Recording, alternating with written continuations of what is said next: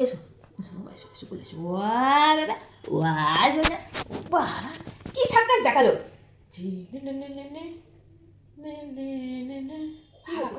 কত লম্বা ছেলে দেখা, ও তো এমনিতেই চাকরি পেয়ে যাবে মনে হচ্ছে।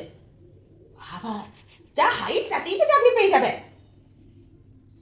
দেখো তোমরা কিরকম তাড়াতে পারো। দেখি তবে কে এলো, দরজাটা একটুখানি কেমন আওয়াজ হলো, ছুটতে যাই। এই যে ঘুটুর ঘুটুর করে ঘুরবো এখন রাত 2টো পর্যন্ত, আমি তো ঘুমোবো না।